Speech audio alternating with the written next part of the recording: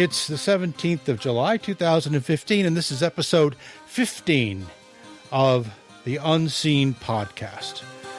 The Unseen Podcast is a unedited, uncensored, unscripted, and Creative Commons podcast that is spun off from the WoW signal. To learn more about the Unseen Podcast, go to unseenpodcast.com. If you want to have any questions or comments, you can email us at unseenpodcast@gmail.com. Tonight, we have three panelists, and we'll start with, we have from the UK, we have Adam Synergy. Hello, from the Unseen European. And from Oklahoma, we have James Garrison. Hello, everybody. And from Key West, we have Mike Mongo. Greetings and salutations. And gentlemen, we are not going to beat around too much. Although I just want to say one thing, that last week, Chelsea Villanueva set the bar a little higher for panelists. I thought she did a great job. So just wanted to let you know, that's just my personal take on that. So let's talk about something that happened this week. Adam was one of the first to raise this, but we all kind of were obsessed with it. Starting Tuesday morning, a little spacecraft flew by what some would say is the ninth planet. I know Alan Stern would say it's the ninth planet. I'm in. And Alan Stern's got I think his stock went way up this week. After many, many years of preparation and 9 years of cruise out to Pluto, New Horizons spacecraft flew by Pluto and collected a whole bunch of science data, which we are just starting to get down. I think they've got something like 1 or 2% of it down so far. They've had a couple of press conferences showing us some of the better images. You guys all get to see those images, see the press conference? Certainly did. Yeah. I was unfortunately at work. I missed most of it. Yeah. We'll have links to that and the images in the show notes. The very first image they showed was of a small region of what they now call Tomball Regio, which is, if you've seen the pictures, there's a heart-shaped region on Pluto, and it's really kind of in two halves. There's one half is a little rougher terrain, and one is very smoother terrain. The Tomball Regio area is extremely interesting, and they showed us a small part of it, and it had two things that were a complete surprise. You guys have any idea which the two things are? Mountains. Mountains were a complete surprise, yes. The other thing that was a complete surprise was a distinct lack of craters in that area. If there are craters, they're very small. There are no medium-sized or large craters, which indicates a very young surface. That if it was really an old surface that had not been active for billions of years, it would be peppered with craters like the moon is. Our moon is covered with craters. In any scale you want to look, you'll see craters. Mars has quite a few craters. But Pluto this area of Pluto has very few craters. In fact, they really couldn't identify any. That was a surprise. That means that sometime in geologically recent time, Pluto's been active, which surprised everybody. And the mountains, presumably made of water ice, there isn't anything on Pluto strong enough to build those mountains apart from water ice.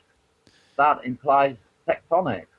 Something is building mountains. Yeah, some kind of mountain building force, yeah. Yeah. Which that's another big surprise. I mean, we know it builds mountains on Earth, but we wouldn't expect tectonics on Pluto. So it must be something else. But that's if you the scientists were quite honest. They said we don't know how those mountains got there. They look very jagged.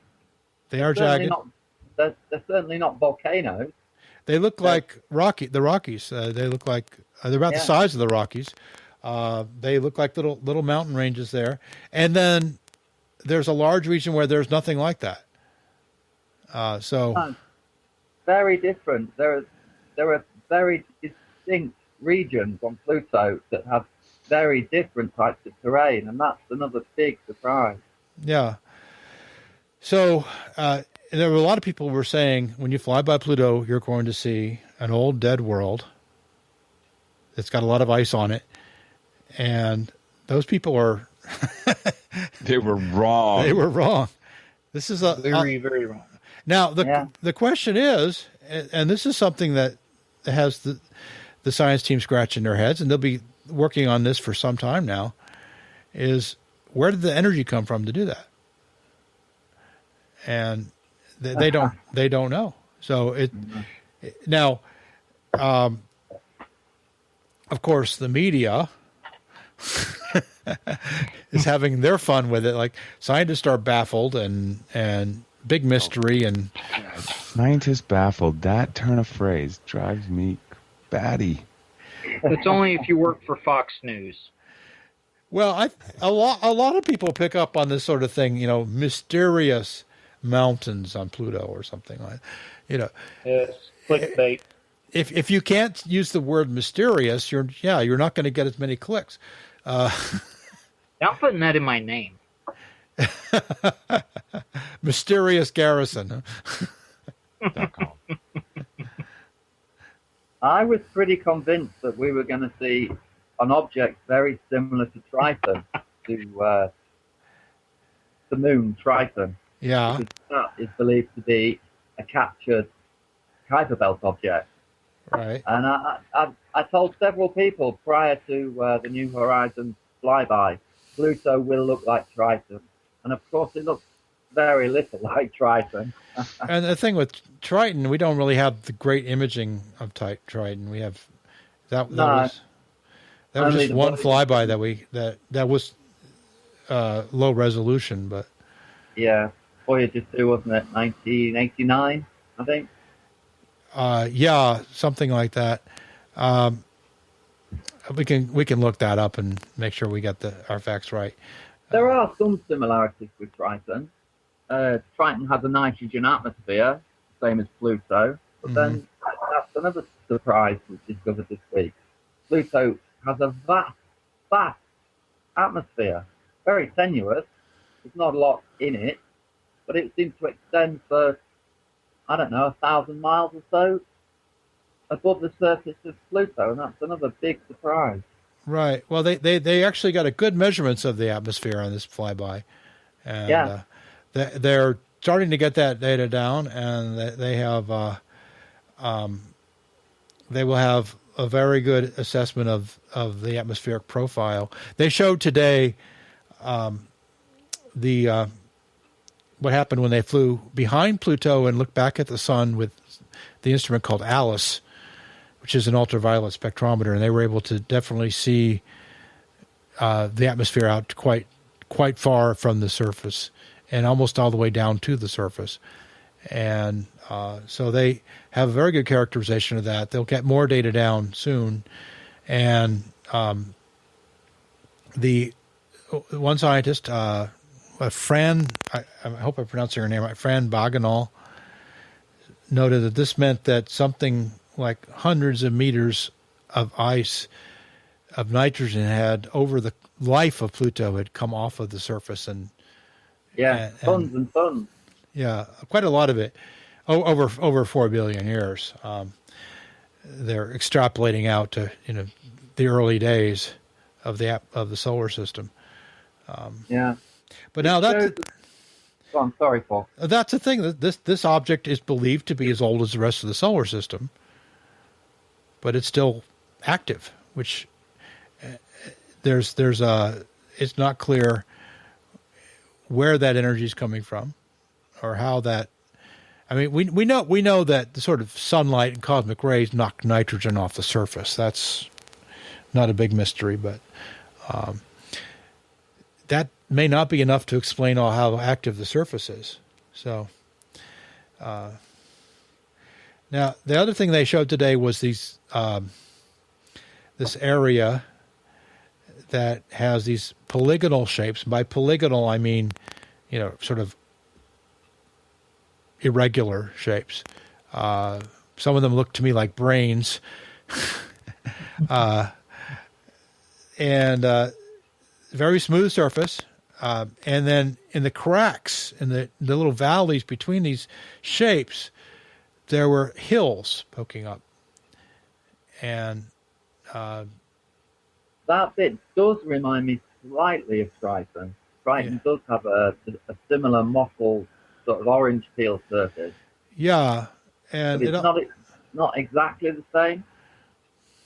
Right, and that one scientist noted that it was not that dissimilar from Mars, the Mars ice caps, and and again, no craters, but little tiny pits all over the place in one area. So, and then these hills. Sublimation. Yeah. So Sublimation. It was called the hard to explain terrain. I'm not sure it's that hard to explain. It seems fairly obvious to me that the pits are probably outgassing of nitrogen, methane. And that sort of surface texture will probably be sublimination of stuff turning straight from gases into ice.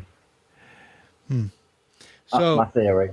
Yeah, so now we should point out that more than 90% of the data is not down yet because it only has a weak transmitter and it's very, very far from Earth. The data rate is not very high, and they are getting data down slowly, but they're getting it down 24/7. They're using the big dishes on the Deep Space Network at Canberra, Madrid, and Goldstone, California, to bring all these data down. It's going to take months to get it all down. Including the uncompressed, the images that have not been compressed, which they've been compressed, but not with lossy compression. They've been compressed with lossless compression, and so they're not as compressed. And those images will take a long time to come down, and some of them will be very high resolution, and probably answer some of the questions that we have. So I want to see the dark areas. What the New Horizons team are calling the whale. The equatorial band of dark material. Yeah. I want to know if it's hydrocarbon. Good question. I think that Similar they will. to Titan, They will have spectrometer data of that area, I'm sure. Yeah, just a case of waiting for it. Yeah. Early days. It seems very early days, isn't it? Yeah. In fact, they're still taking data now. They are still taking what they call departure data. As they fly out, they're making observations and doing experiments. In addition to getting the data down. So it's been pretty exciting, and I think Alan Stern and his team deserve kudos. And a lot of people don't know Alan Stern is not just the head scientist on this project. He really ran the project. Yeah, he's a superstar. He really is a superstar. And he's a very modest, down-to-earth guy as well. I've met him. He's a nice guy. He's a tiny little man. I don't think he's much over 5'4". But he's got enough energy for 2 or 3 men, and he has been not only leading the science effort, he's also really led the whole project. Now, he's had a lot of help, of course, but if you got to consider what's involved here, somebody had to procure a launch vehicle. Now, NASA mostly does that, but there was a lot of complexity to that. Not only do you have to get the plutonium battery built, but you have to go through an enormous bureaucratic labyrinth to get the plutonium battery approved. And there's a couple of different major processes you have to go through. And then you have to get the spacecraft built and ready on time, which was a big struggle, and the space science instruments, which again, some of those went well, and some of them were a bit of a struggle. So that was all under Alan Stern, and he had a lot of good people helping him out and taking point on each of those issues. But he was heavily involved at a detailed level with those things. And it's only a small team, isn't it? New Horizons. It's a very small team for a space exploration mission. Yeah, well, I mean, because you need a lot of energy to get out there, even with Atlas V Heavy that they flew on, it has to be small. Oh, the spacecraft. Yeah, I meant the mission team, the scientists. Oh. Well, yeah, the team they have quite a few associated scientists.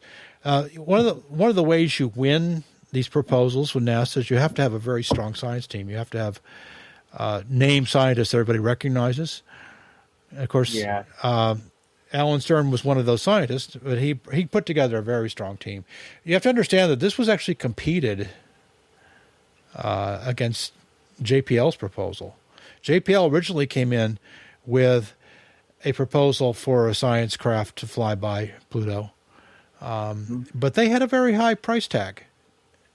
Right. And NASA was just going to cancel the whole thing. And when Alan Stern said, let me see what APL can do on the other coast, and put together a proposal, and it was, quite a bit cheaper, and was realistic enough that NASA went with it, and it had a very strong science team, but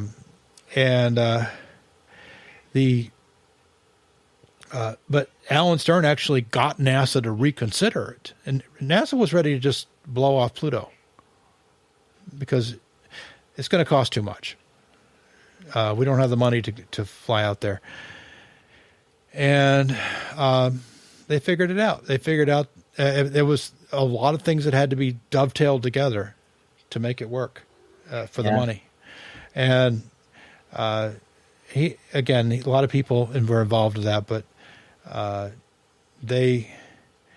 Alan was in at the beginning. He did everything from testify before Congress to attending detailed design reviews. He's certainly been proved right, hasn't he? I mean, yeah. He's surpassed all our expectations. Pluto and Charon and the other moons, they're fantastic. And there will probably be another Kuiper Belt object they will be able to fly by. Oh, definitely. Definitely. They have to make, now that they're kind of settling in on Pluto, they'll make that decision soon.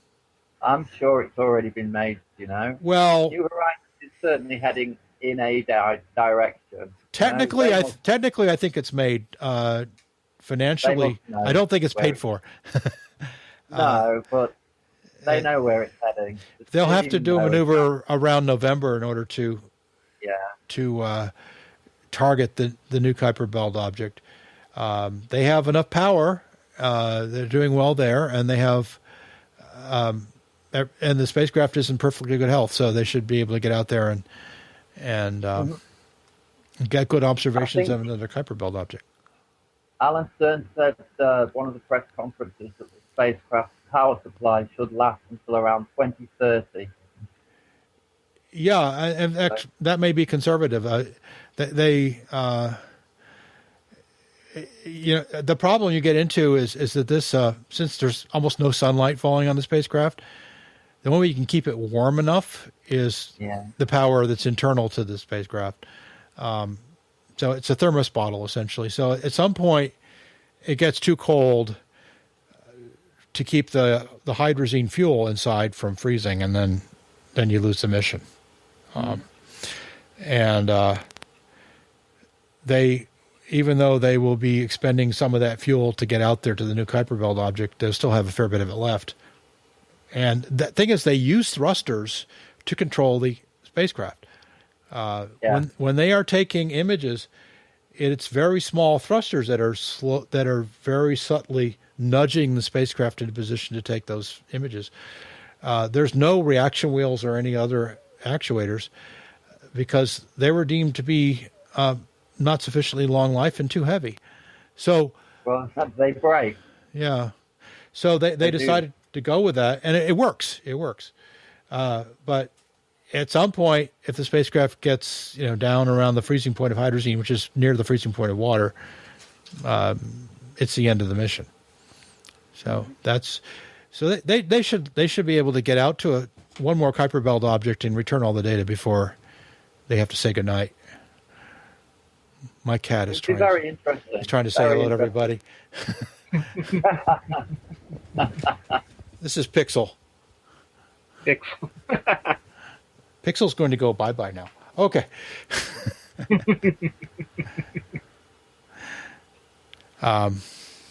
He's actually a great cat. But it's a big cat. Let's see. So that was one thing that happened this week, and it's exciting, and we'll learn a lot more about it in the coming months. And I think we're going to open up this vista where the Kuiper Belt goes from an abstraction to, or just a few dots, a few points in the sky of light to whole worlds, and it should be exciting to see how well we can understand that. It tells us a lot about how our solar system formed and how Earth formed. I think ultimately, if you want to get to the bottom line of what does it mean to us, it's going to tell us a lot about that, and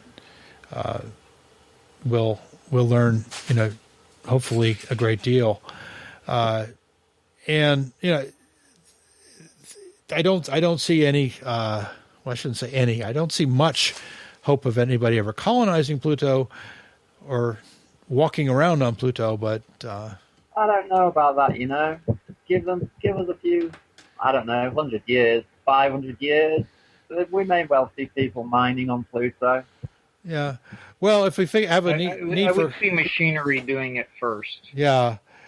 I would. Well, I mean, there's the same resources are available elsewhere, but Pluto is more of an object of scientific interest, I think, for this point, and it'll become the most high-end ski trip in the solar system. I can see future trillionaires saying, "Hey, I gotta get me one of them Kuiper Belt objects." I'm just picturing Donald Trump going down the slope with that orangutan on his head flapping around. I'm all for sending him to Pluto. Round trip ticket not required. I think half the country would chip in to send him to Pluto. I would. That's it. That's our new campaign, $1 for Trump. Pluto. And you have to send his toupee as well, or that comb over, whatever that thing is. No, let that thing run for president. I'm fine with that. Oh, the comb over run for president. Trump goes to Pluto. Yep. His comb over might be smarter. I don't know. They say orangutans are intelligent. I mean, ook. Well,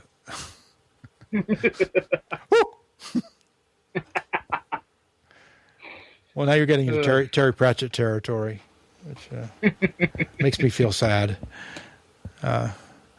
Anyway, so a few other things happened this week. One of them, see, anybody want to bring up some of the other stuff that we talked about in the topic thread? I'm pleased to hear that the European Space Agency's Philae probe on the comet 67P Churyumov-Gerasimenko has finally woken up from its hibernation and is talking to mission controller well, via the Rosetta probe. That's good news. Yeah. They're having difficulty getting it to do any science at the moment on the surface of the comet nucleus. Well, that's not surprising. I mean, No, it's not. It's incredibly difficult. It is difficult. Yeah. They have got some data back from one of the instruments. I think it's the concert instrument. Has sent back some data. So they do have a communications link, but they're having difficulty in maintaining it for more than a few minutes at a time. The comet will reach perihelion, its closest point to the sun, I think something like August 13th. It would be nice if they can get some science done sometime before then. It's going to be a struggle, though. Yeah, and if they don't manage it, they don't manage it, you know. Yeah. We'll just have to wait and see. Now, Adam, you also mentioned a recent, this came out this month, a paper announcing a Venus-mass planet orbiting a brown dwarf. That's right, yeah. It was found by a group of astronomers that find planets by using the micro-lensing technique, which is where one star fortuitously from our vantage point passes in front of another one, and it lenses the background star by the process of gravitational lensing. It's not like you see pictures of galaxies, big galaxies will lens background galaxies, you smear them all over, you get multiple images of them. You've probably seen the Hubble Space Telescope pictures. Mm-hmm. Micro-lensing is a very small effect, but it's a very characteristic effect. And if there are planets orbiting the foreground star, they can tell from the characteristics of the lensing. And so there's a team of scientists, mainly based in Poland, who are I think it's called the OGLE team, OGLE. And they found this Venus mass planet orbiting the brown dwarf, which is very interesting. It's not the first planet that's been found orbiting a brown dwarf, but it's the first terrestrial planet, small planet. Right. Now, we wouldn't expect a planet like this to be habitable, but no. This is a very small planet compared to the types that are usually detected. So, I believe it's something like 0.96 the mass of the Earth. So it's very close to being Earth mass, but it's not going to be habitable. Yeah, I mean, we've detected very few really low mass planets because they're hard to see. And they're hard to find. There's a discovery bias towards high mass planets. Found in. Yeah, I mean, even Kepler's designed to see Earth-sized planets, but of course, most of the planets it's found are bigger than that because those are easier to see. So this particular planet, one of the things they say on this paper is that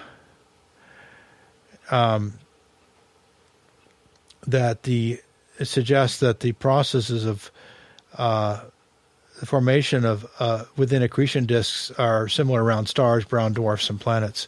So it's kind of they're saying there's a similar process that works forming moons and forming planets and forming even planets around brown dwarfs.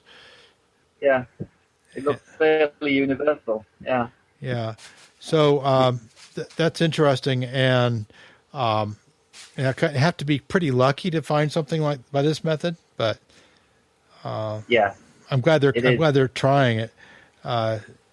The another thing I wanted to bring up that Mike Mongo was involved in is and I'll have a link to this in the show notes. We just want to mention it briefly. Was that he interviewed Jeff Nosanov about his proposed mission to study the caves of the moon.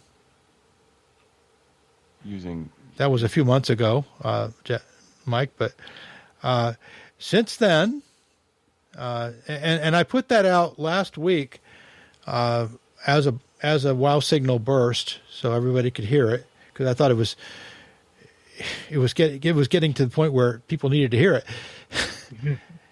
And pretty interesting. It's amazing, actually. So Jeff and I have been friends for years, and he used to work. He's former JPL, and he works very well within organizations like NASA. And he put together a package. You know what happened was, if you listen to the interview, it tells the whole story. But I don't know if you remember, a couple years back, there was one of these things that pop up on the internet that's famous for a week and then disappears. And it was about how you can shoot a laser beam around the corner and get imaging from it to figure out what's lurking behind the corner. I mean, they had illustrations of a mannequin standing there and shooting a laser and seeing that there's a human form there, and that was the idea. Well, Jeff saw that and said, I wonder if that could be done on the moon, in the caves, in lunar caves. And he contacted the person who came up with the science, the whole idea, and the person, he actually said, "Do you think we could do that on the moon?" And the guy had to, take a step back and recalibrate for a second. And he said, "Maybe." And then it led to their NASA Innovative Advanced Concepts proposal, NIAC, their NIAC proposal for Phase 1 funding. I think this is 2 years ago. And then it got approved. Well, actually it got turned down, if I recall correctly. They took the criticism they got from NIAC back. Then they they came back with the project, and then on their second go-around, they got approved for Phase 1 funding. And then recently, within the last couple of weeks, they got approved for Phase 2 funding. And the most exciting part about this is that we would never send anyone down to the moon to go into the caves. It would be so far away from where we are right now in the exploration of the moon. I mean, we would have to send. There are so many steps beyond us before we would send any person down into a lunar cave, and most people aren't aware that there are lunar caves, and to get an idea of what's in there and what the surfaces are composed of, and temperature variations and all these wonderful things that we can get from this project. I think you have to be up, like, you're 10 kilometers off of the moon and shoot the lasers. Yeah, he's got to skim right over the treetops and shoot a laser into the hole. But these caves are extremely important. They may serve as habitats for future colonies on the moon. So they're thought to be mostly lava tubes or collapses, sinkholes into lava tubes. But we don't really know. If we had this kind of information, we could figure out what they are and how deep they are and everything else. So that would be, I think, extremely valuable. I'm optimistic NASA might go for this mission. I mean, it's the cool thing to me is that we happen to have this interview done and tucked away when it became a news item. Yeah. Well, he got the Phase 2 funding is for a couple of years, right? And it supports a very small team for a couple of years, and they should be able to do some analysis and come up with a fairly detailed mission design. And then they've got to go back to NASA and say, well, okay, can you think we ought to build this thing? And so that would be now I think a lot of these NIAC proposals never get that far. They're like, it's like DARPA. DARPA funds a lot of things that don't get beyond that first stage. Right. They're small. There's what Google calls small bets. So Google funds a lot of little projects like that too. And it's generally stuff that could not be attained within the next 10 years. It's going to be a little far fetched. Yeah, but 10 years is about how long it would take to get through all the mission phases that NASA requires.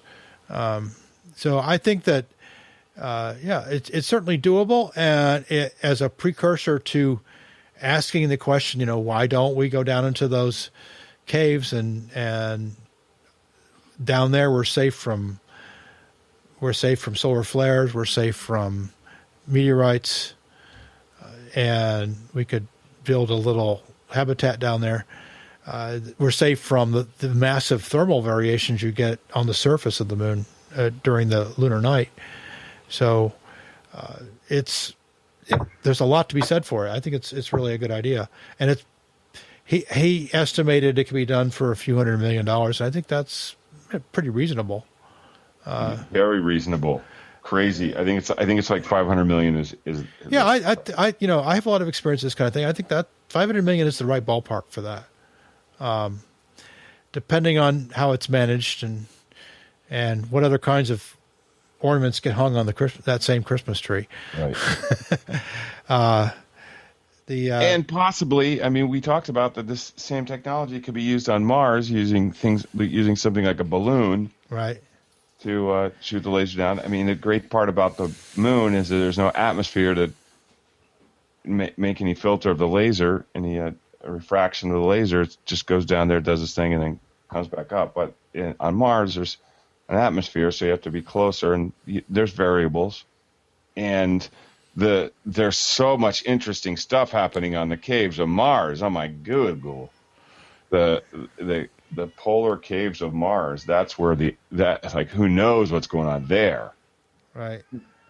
I was thinking they might get there and find that they're full of robots from the Google Lunar X Prize competition. Well, the advantage of this laser photon time of flight thing is that you don't have to go into the cave. And you get a pretty nice, you get a pretty good image of at least the near part of the interior of the cave. Going into the cave is complicated and dangerous. Yeah, who in their right mind wants to go into the unexplored space cave? Oh, I'm sure we can find somebody.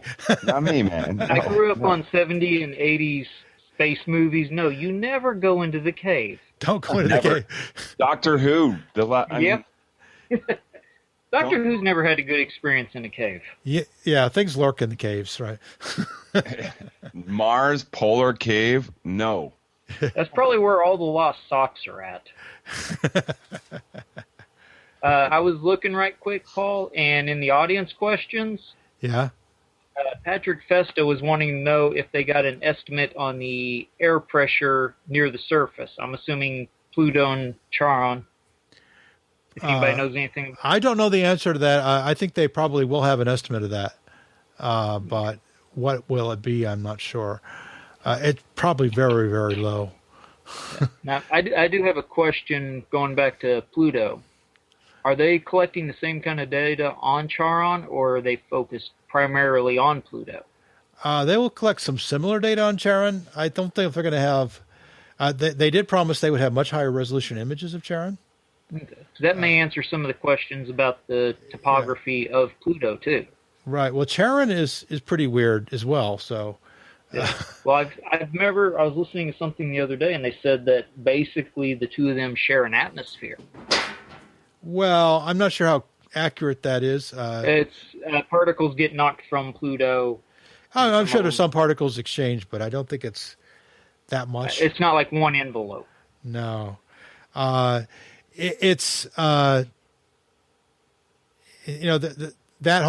those questions will be answered soon, I think.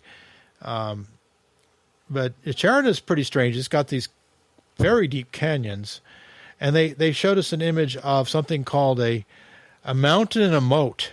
That's what the science team called it. A mountain. Very odd. It's very odd. It is odd, isn't it? I mean, I couldn't tell you how that thing got there. How long before Hoagland says it's an alien fortress? Well, it's probably sometime earlier this afternoon. I'm sure I'm not even going to look at his website. I'm sure it's full of stuff like that. I'm banned. Oh, are you? Oh man, I want to be banned by Hoagland. Call him an idiot. Hoagland, you're an idiot. No, I don't know if I don't think he's an idiot. I think he's a charlatan. Yeah. I don't know that I'm banned, but I just know every time I try to get on there, the computer just completely slows down to a crawl. Oh, that's probably his JavaScript or something. Yeah. Well, maybe he's so blasted popular too, though. Yeah. I can always hope I got banned. I mean. Yeah, I am quite sure that, as we discussed before in a couple episodes, that the conspiracy theorists, so anything that the scientists don't immediately have an answer for. Or if they do have an answer, they're covering up the truth. Yeah, they're covering it up. Yeah, they know what it is. How can I get a job as a conspiracy theorist? That seems to be the easiest thing on the planet. Well, I don't think it's that. Yeah, I think it is pretty easy. Yeah, you have to. It helps if you have, no scruples. Well, sure, scruples are right out the window. You have to have some connections, I think, to get started, and then, my favorite conspiracy theorist, Stephen Greer, who exploited his medical degree apparently to convince people he must be honest and smart and know what he's talking about things that have nothing to do with medicine. So, yeah, I mean, we have these things are fascinating.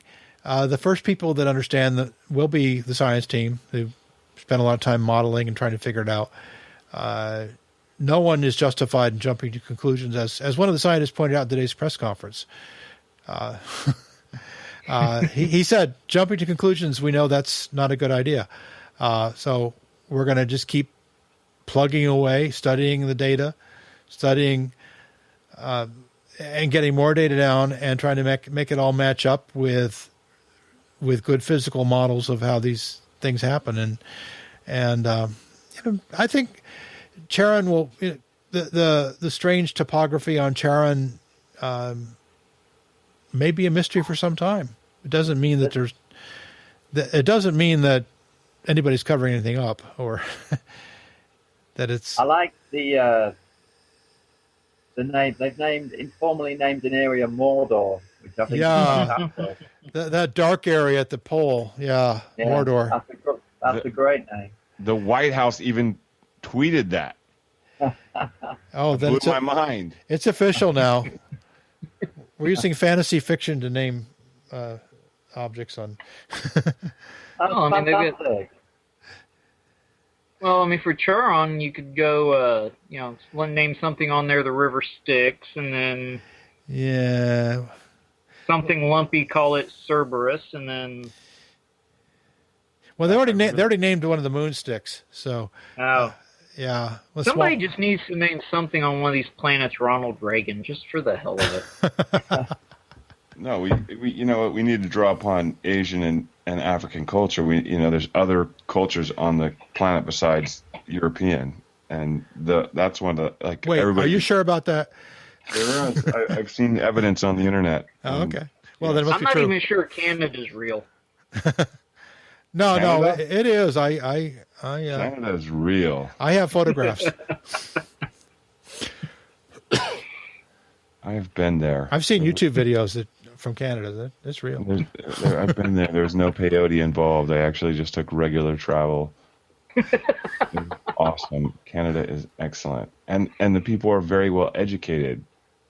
And then I actually had to leave Canada and then go back in the United States and say, wait a minute, what's going on here? Am I just imagining that everybody in the United States is out of their minds? And then, no, I went back to Canada and everybody was cool. This was actually when the U.S. went to war with Iraq. And and everybody was really aggro in the United States at that time, and everybody really was cool in Canada at that time. And it was so astounding that I did, in fact, have to go back and forth over the border a couple times within a few weeks just to say, wait, am I imagining this? But no, Canada's cool and surprisingly well educated for people who don't necessarily go on to college. Like you would have terrific dialogues with loggers about astronomy or really develop thinking on physics with loggers, with just people who are out there. Physics helps in logging. I mean, or tree planters. Just people are. It's just amazing. And I'm thinking, good God, I'm in the States, and if I can get a kid to put down a smartphone or a video game, I'm ahead of the curve. Oh, by the way, Mike Bowler says Hoagland's not done it. Hoagland, not yet. He has some stuff though. Yeah, so he's. I'm sure he's preparing quite a good package.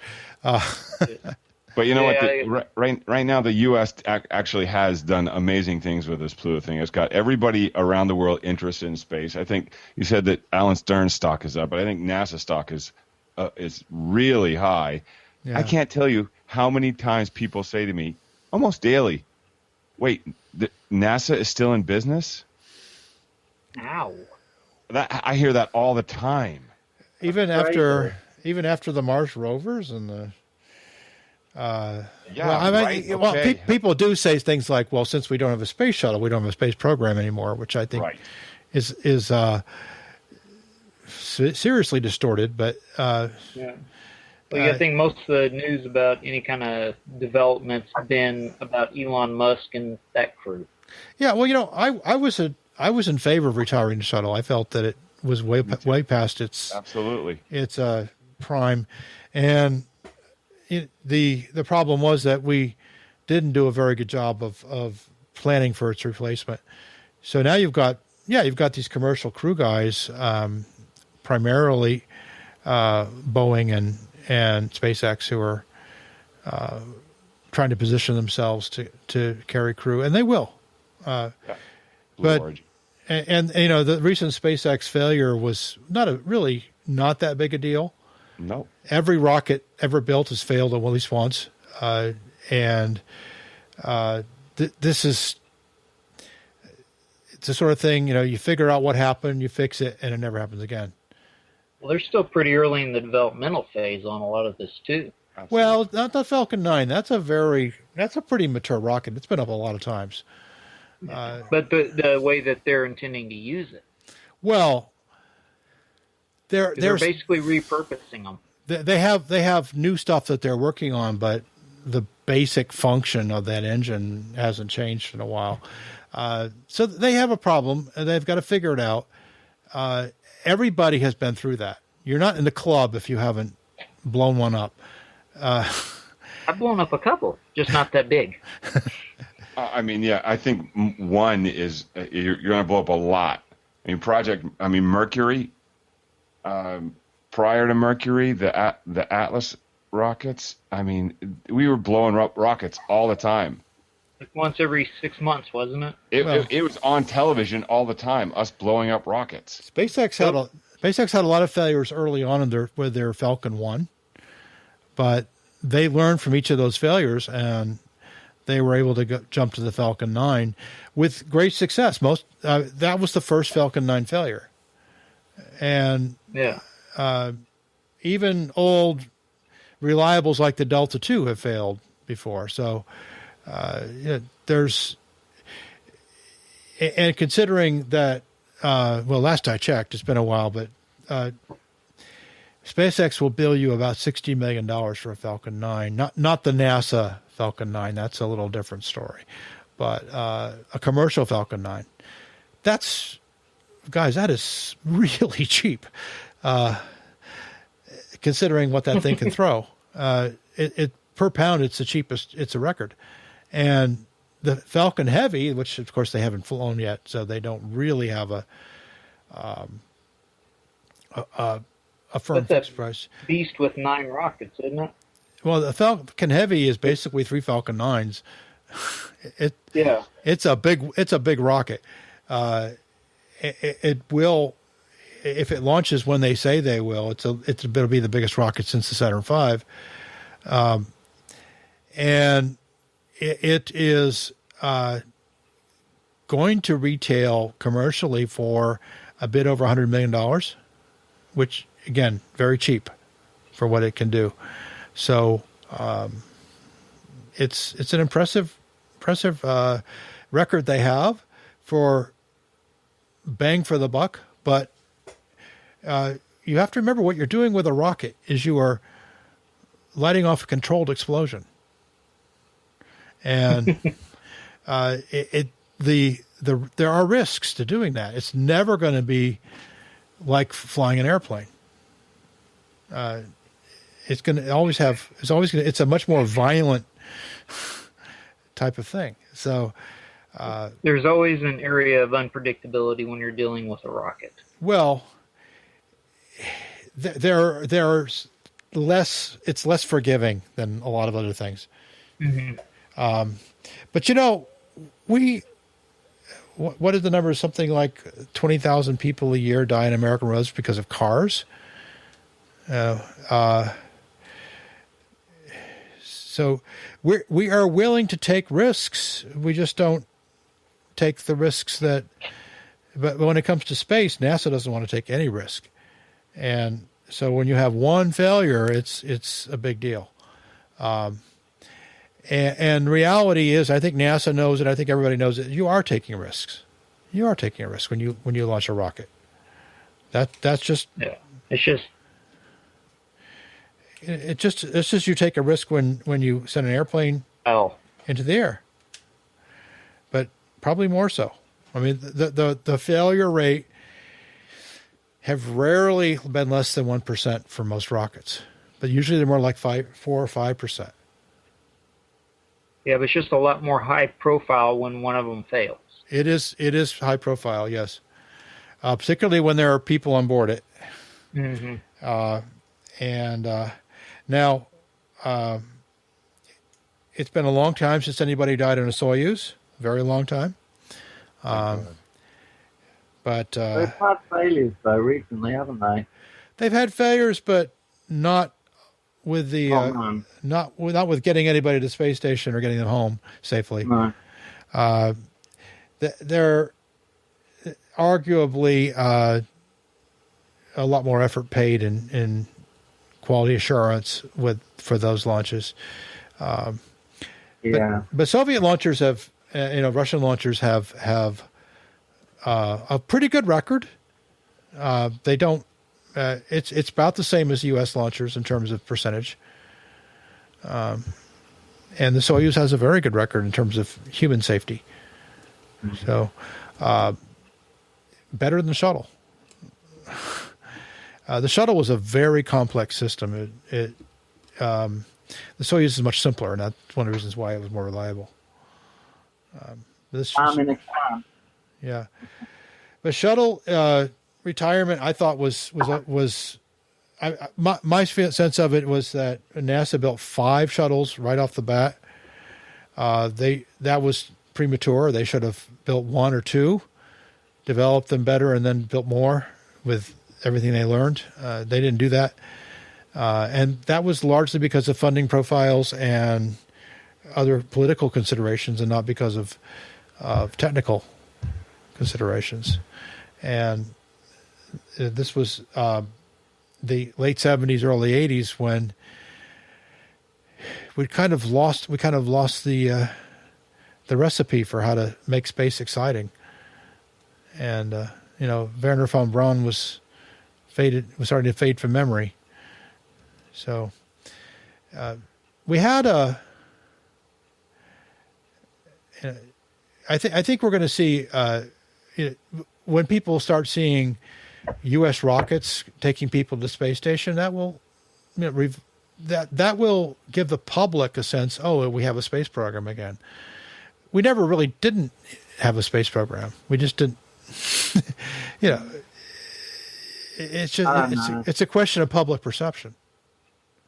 I think NASA are going to have to send an Orion manned spacecraft at least around the moon to get people really excited about human spaceflight. Well, the Chinese will probably be doing that first. Oh, yeah, they will. Yeah. Which, fine. Let them do something that we did 50 years ago.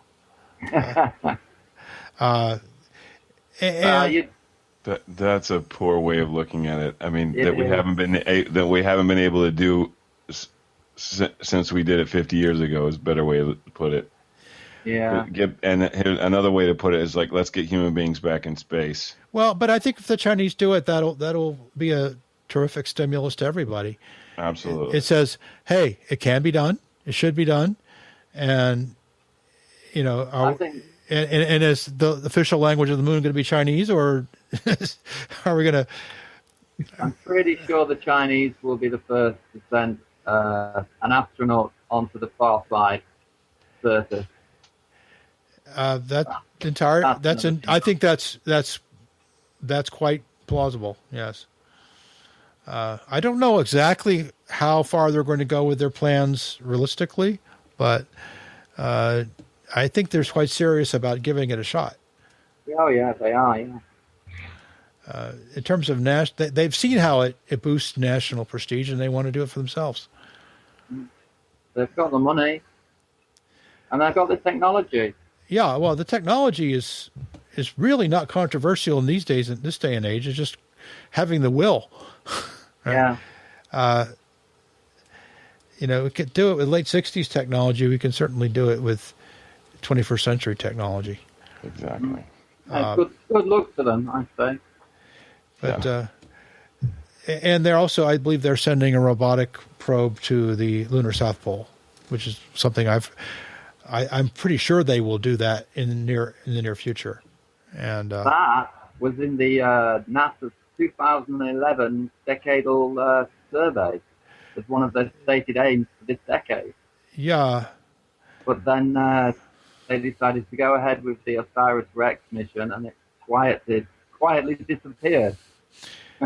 Well, that's not that different from how it usually goes, right? I mean, yeah. A lot of things are stated in the decadal goals that don't happen or don't happen to the next decade. And OSIRIS-REx is not a huge, expensive mission. It will. It's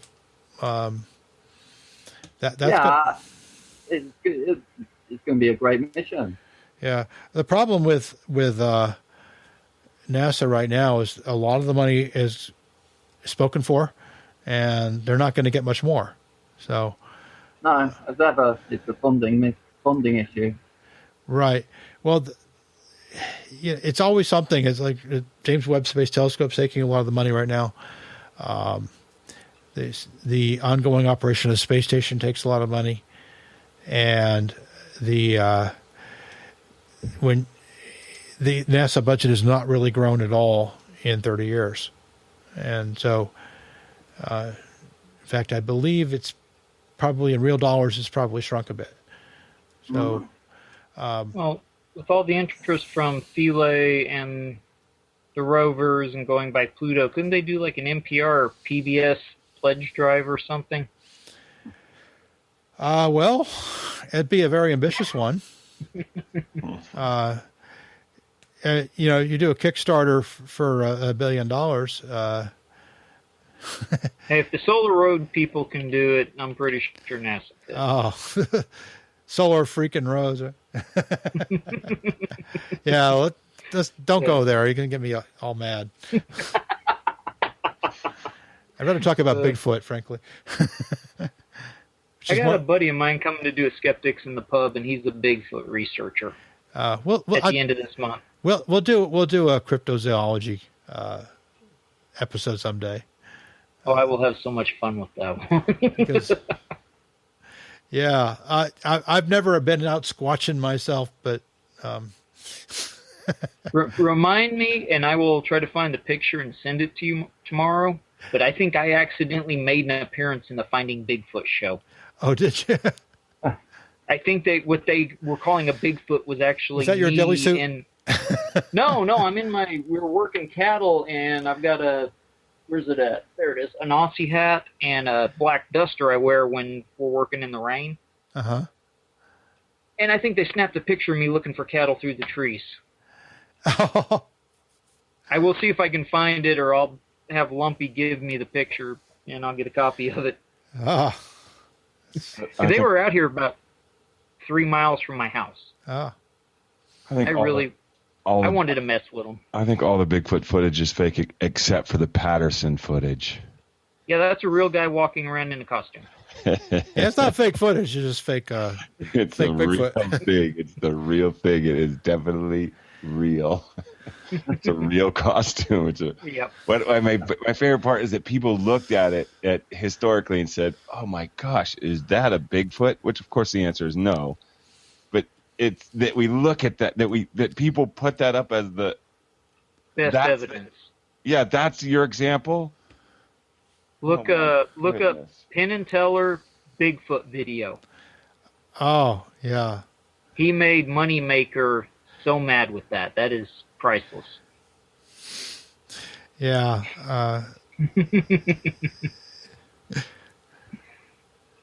I can only, yeah. No, it's nothing bad. I'd love to see Penn in a in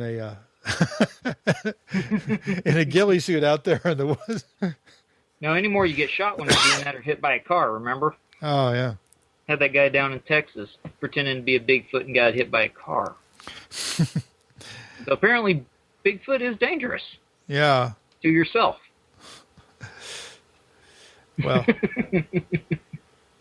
yeah, I lived in East Texas for quite a long time. I didn't see anything like that, but if I had, I would have gone squatching, I tell you. I'd have learned that call that they have. That's an elk call. Well, elk are delicious. Bigfoot's delicious, I don't mess around That could be any of that stuff. That's where they make that jerky at. Sasquatch jerky? Yeah, you've seen that. Was it the Jack Links? Don't mess with Sasquatch because he's in the jerky. That's why we can't find him. He's in the processing plant. Oh, goodness. I have to say that as a youth, I did have a sort of existential epiphany. I mean, like, I was one with the universe when the Bionic Man battled Bigfoot. That was to I me. love that episode. Oh, man. Oh. Wow. And Adam's just sitting here going, I've just got the alien cats.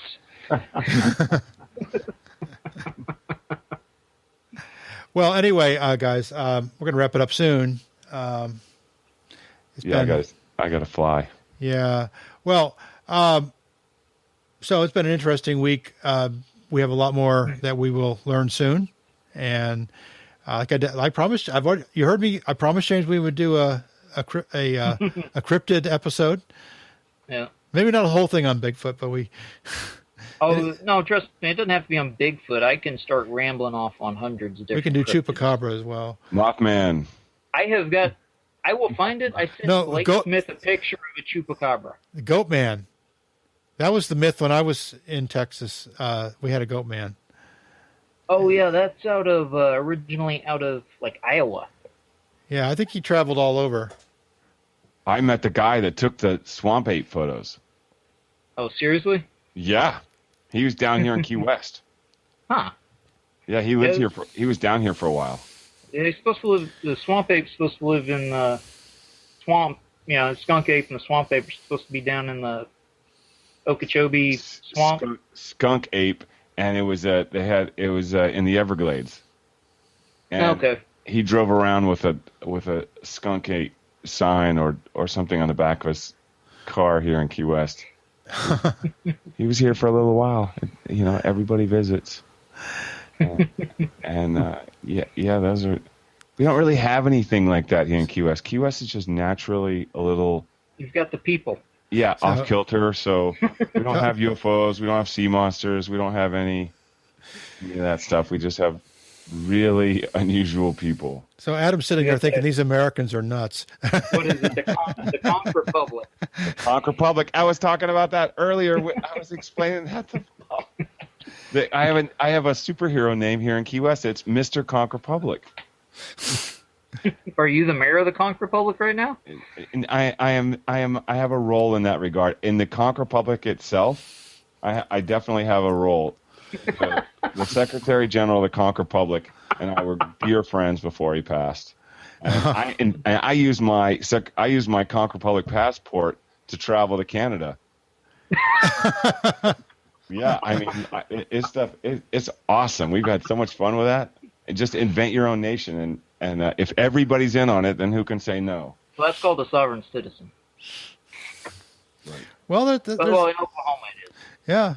Oh, right. Yeah, very serious stuff. But here, our slogan is: "Where others fail, we seceded." And yes, Adam, we all are that insane in this country. Did you hear that Texas was starting its own state bank? Texas is thinking of seceding, apparently. Yeah, but the U.S. Can we just let it? The U.S. is the nation that's above us here in the Conch Republic. Florida is up north. Yeah. Okay. Well, I think we'll go around the table one more time and let you guys say your last, and then I'll give my little begging, pleading, and nagging segment, and then we'll say goodbye. Okay. So we have again with us tonight Adam Smith, aka Adam Synergy. I'd like to congratulate you, American citizens, on having an excellent space administration and crazy people. I'm not sure those two things are unrelated, by the way. I've met enough test pilots; they're not. They're completely related. And James Garrison. Oh, this has been a very fun conversation. So, Pluto's always been kind of interesting. Honestly, to me, Charon's, since I first learned about it, it's been a little more interesting. But still, pretty cool topic. Once we get more of the data back, maybe we can revisit it or even possibly see about doing a wow signal on them. Yeah, I think we will. In fact, I kind of, it may be a bit of asking a bit too much right now, but at some point, I think Alan Stern's going to be on the show. But we'll see. I'm sure he's swamped at the moment, but give him a few months. Mm-hmm. Mike Mongo, astronaut teacher. Ladies and gentlemen, Mike Mongo. It's always a pleasure. I really enjoy the conversations. It's a lot of fun to just get on a podcast and talk about space with some intelligent people, or with us. Guys. Thank you very much, Paul. Yeah, and thanks for that segment, that interview with Jeff Nosanov. That was my pleasure. That's gotten over 200 downloads so far, and it's growing. So now. Well, also, Adam, I forgot to mention, is up at a ridiculously early hour for him. So thanks for doing that. No worries. And we'll see you next week. We'll see you next week. We have Brian Coberline on. And Brian, if you have questions, listeners, for Brian Coberline, get them to us. You can email them to unseenpodcast@gmail.com.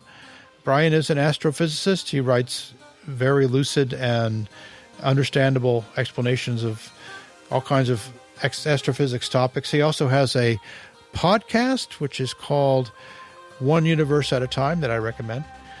And if you have any questions or comments or corrections, we make it a practice to get at least one fact wrong per episode. I think normally my job. Today we might have gotten 3 or 4. And if you have anything like that, you can send us an email, or you can comment at our subreddit on the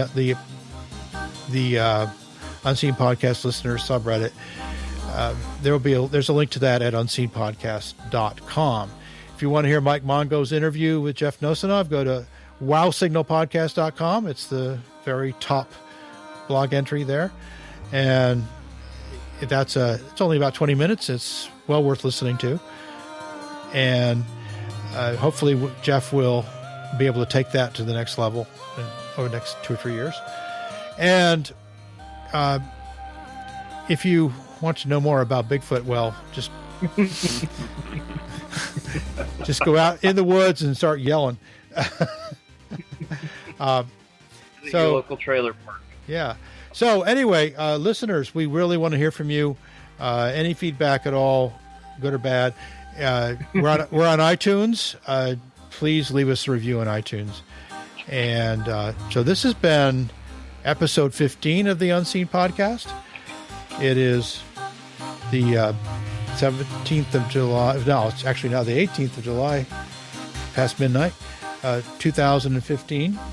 And we thank you for joining us. This podcast is distributed under the Creative Commons Attribution Share Alike license. And music is by DJ Spooky. So thanks a lot. Bye-bye. Bye. Bye.